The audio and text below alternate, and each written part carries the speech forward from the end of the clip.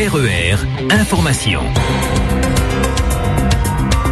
Et nous retrouvons tout de suite le journal présenté par Éric Michel. Bonjour. Bonjour à tous. Accident de travail mortel hier à La Possession.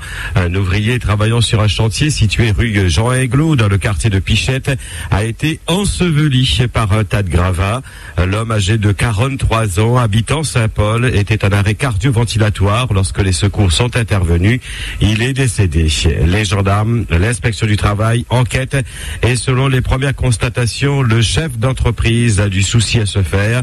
Les normes de sécurité n'auraient pas été respectées. Aux assises, le procès de Pascal Dolphin a débuté hier. En 2011, il ne supportait pas que son ex-femme refasse sa vie avec un autre homme et avait mis le feu à l'appartement de la jeune femme. L'intention de tuer ne fait pas de doute. Auparavant, il s'était aspergé d'essence et avait demandé à son ex de venir mourir ensemble. Cette dernière refusant, il a alors mis le feu à l'appartement. La jeune femme a été légèrement intoxiquée par la fumée, tandis que son nouveau conjoint a eu les chevilles brisées en sautant par la fenêtre pour échapper aux flammes. Pascal Dolphin reconnaît totalement les faits. Les débats reprendront lundi matin. À Sainte-Suzanne, le propriétaire d'un bar a coupé net la main d'un client qui lui devait de l'argent. Les faits se sont déroulés jeudi soir dans le quartier de Bagatelle. Le débiteur se rend à la buvette pour discuter de son crédit dont il n'est pas d'accord avec le montant.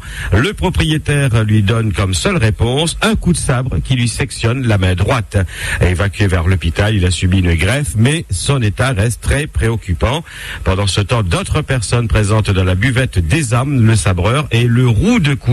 Hospitalisé lui aussi, il souffre de plusieurs blessures. Une enquête a été ouverte. À La Saline, un jeune homme de 20 ans se trouve dans un état grave. Jeudi matin, il a fait une chute du premier étage d'un bâtiment en construction, chemin Semeur. Une enquête a été ouverte pour déterminer les causes de cette chute. RER. Les ennuis judiciaires continuent pour Nicolas Sarkozy. Hier, une information judiciaire contre X a été ouverte pour corruption active et passive, trafic d'influence, faux et usage de faux, abus de biens sociaux, blanchiment, complicité et recel de ces délits. La justice cherche à savoir si Nicolas Sarkozy a bénéficié d'un financement libyen de sa campagne présidentielle en 2007, car un homme d'affaires franco-libanais, Ziad Takieddine, avait affirmé en décembre de l'année dernière détenir les preuves de ce financement. Dans une note attribuée à Takieddine et publiée par Mediapart, l'homme d'affaires affirme que Nicolas Sarkozy a bénéficié de 50 millions d'euros du régime de Kadhafi. Une perquisition a déjà eu lieu le 11 avril dernier au domicile de l'ex-ministre de l'Intérieur, Claude Guéant, ainsi qu'au domicile de Takieddine. C'est toujours la guerre chez l'intersyndicale. Jean-Bernard Caroupaille vient de demander en effet l'annulation de l'élection du bureau de l'intersyndicale qui s'est déroulée le 6 mars dernier et qui a désigné Michel Alamel président, Hugatchi trésorier et Louis Carpaille secrétaire. Pour Jean-Bernard Caroupaille, cette élection est irrégulière et illégitime. Absence de quorum, fausse représentativité d'un des votants, en l'occurrence Louis Carpaille, qui a prétendu être le représentant de la Fédération nationale des transporteurs de voyageurs. Or, le responsable du syndicat à Paris dément avoir un représentant à la Réunion. Jean-Bernard Caroupaille demande par conséquent au juge de nommer un administrateur et d'organiser de nouvelles élections. L'audience a été fixée pour le 2 mai au Palais de Justice de Champfleury.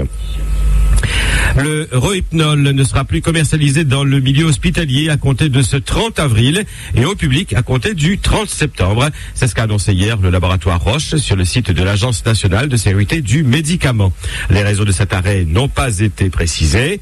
Le Rohypnol est prescrit dans le traitement des troubles du sommeil, mais le médicament est bien souvent détourné par les toxicomanes. Et il est aussi connu sous le nom de drogue du viol. RER. En sport, football, en Ligue 1, Montpellier s'est incliné hier soir devant Lyon, 1-2 en ouverture de la 33e journée. Un seul match ce soir, Marseille qui reçoit Brest. Place ensuite à la Coupe de la Ligue et Saint-Etienne affrontera Rennes au Stade de France. Chez nous, relâche en division 1 promotionnelle et place au premier tour de la Coupe de la Réunion. Au programme, une pléiade de rencontres mettant aux prises des équipes de la division 3 départementale, de la division 2 départementale et de la division 2 régionale. Nous citerons la S Marsouin qui rencontre la MJC Sainte-Suzanne, le SDFA qui est opposé à la S Évêché, le Co Saint-Pierre qui rencontre le Plateau Caillou, la JS Vassando, le Tampon FC, et puis la RC Bras-Fusil sera opposée à la JS Ouest. RER. C'est le point final à cette édition. Merci à tous de votre attention. Excellente journée. RER.